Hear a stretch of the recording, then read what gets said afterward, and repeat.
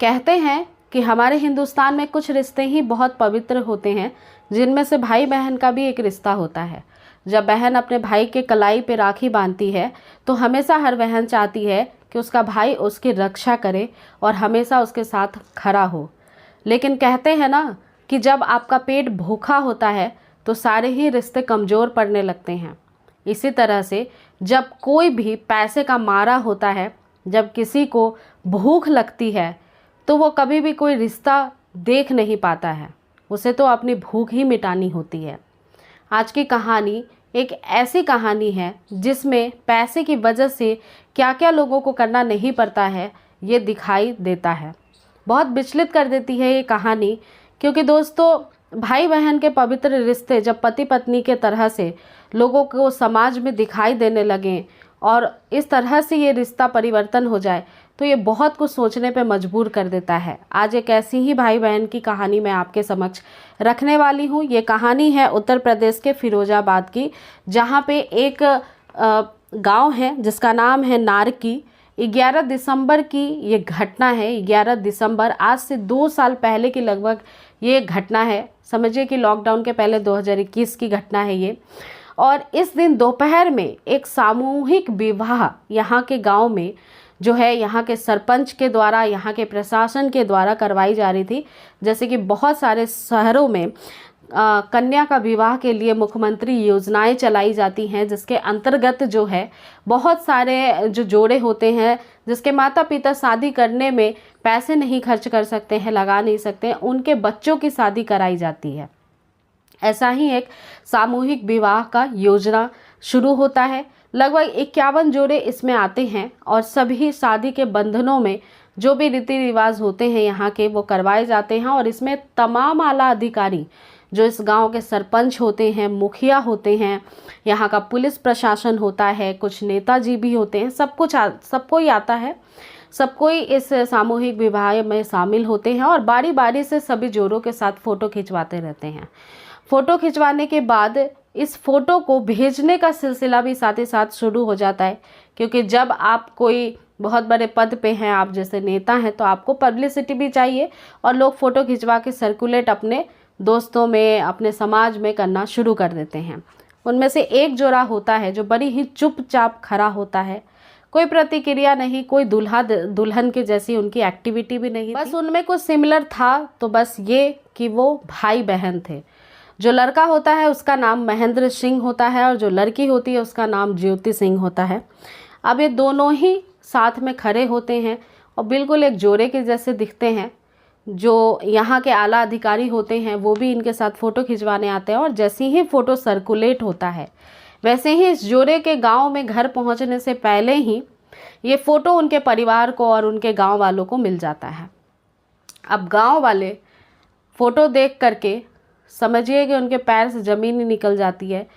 वो सोचने पे मजबूर हो जाते हैं कि ये भाई बहन का रिश्ता पति पत्नी का कैसे हो गया। इतनी ज़्यादा ये खबर फैल जाती है कि तमाम वहाँ के मीडिया रिपोर्टर्स इसको कवर करने लगते हैं, बहुत चर्चित हो जाता है और काफ़ी कम टाइम में ये आग की तरफ फैलता हुआ खबर होता है। दरअसल मकसद ये होता है कि इन लड़के और लड़की का, यानी कि ये जो युवक है और युवती है, युवक तो 25 साल का था, युवती छोटी थी, लेकिन इनके शादी करने का मकसद क्या था इसका पता लगाया जाए। महेंद्र जो होता है वो गांव छोड़कर उसी दिन चला जाता है क्योंकि वो बहुत ज़्यादा डर जाता है।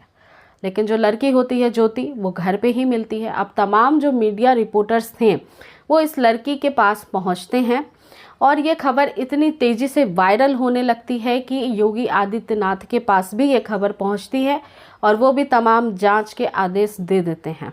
जब इस ज्योति से बात होती है तो ज्योति बताती है और जो इस घटना के पीछे कारण होता है उसे सुनकर आप भी सहम जाएंगे।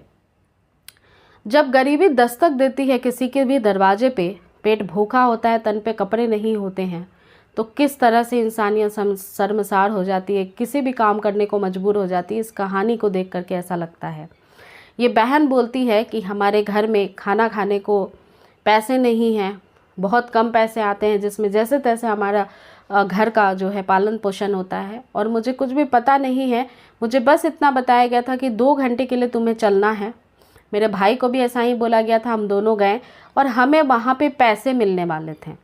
दरअसल कोई भी कन्या विवाह योजना जो मुख्यमंत्री के द्वारा निर्धारित होता है, इसमें 51,000 की धनराशि सुनिश्चित होती है और जिसके लिए जो लड़की होती है उसे 30,000 रुपये दिए जाते हैं और जो लड़का होता है यानी वर होता है इसको 11,000 रुपये दिए जाते हैं।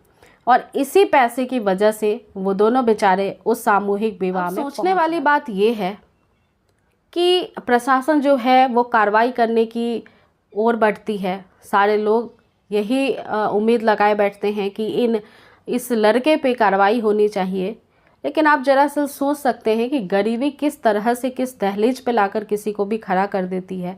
उनका मकसद पति पत्नी बनना नहीं था, उनका मकसद था कि उन्हें किसी भी तरह से ये पैसे मिल जाए जिससे वो भरण पोषण अपना कर सके। अच्छा, इसमें अपराधी माना भी जा सकता है तो उन अधिकारियों को जो चंद पैसे के लिए इस तरह के फर्जी डॉक्यूमेंट्स के ऊपर अपने हस्ताक्षर करते हैं और बिना सोचे समझे जांचे परखे किसी भी जोड़े की विवाह ऐसे करवा दी जाती है। क्योंकि जब ऐसी शादियां समारोह निर्धारित होती हैं तो उनमें बाकायदा लड़की के पक्ष के लड़के के पक्ष के तमाम फ़ोटो लगते हैं, आईडी लगती हैं और सबको सुनिश्चित किया जाता है कि कोई फेक तो नहीं है, सब कुछ सही तो है ना, सुचारू रूप से है तो सही ना। लेकिन कोई भी आला अधिकारी जो था इतना ज़्यादा इस समय अपने काम को ठीक से करने के लिए प्रेरित नहीं था, जिसकी वजह से ये ऐसी घटना वारदातें होती हैं। लेकिन दोस्तों, इसमें सोचने वाली बात ये भी है कि प्रशासन को जो बेरोज़गार बच्चे हैं जो निम्न वर्ग में आते हैं उनके लिए ज़रूर कुछ ना कुछ रोज़गार का इंतज़ाम करना चाहिए ताकि मजबूरी में आकर के भी वह ऐसे भयावह कदम को ना उठाएं। और मेरा इस कहानी का सुनाने का मकसद आपको बिल्कुल भी किसी भी व्यक्ति विशेष को ठेस पहुंचाना नहीं था। मैं बस आपको जागरूक करना चाहती थी कि किस तरह से गरीबी जो है किसी को भी मजबूर कर देती है। और इस घटना के ऊपर आपकी क्या राय है मुझे ज़रूर कमेंट में लिखिएगा। और अगर आपको मेरी इसी तरह की सच्ची घटनाओं पर आधारित कहानियाँ पसंद आती है तो आप मेरे चैनल को लाइक भी कर सकते हैं और सब्सक्राइब भी कर सकते हैं। मिलती हूँ फिर अगली किसी कहानी के साथ। धन्यवाद।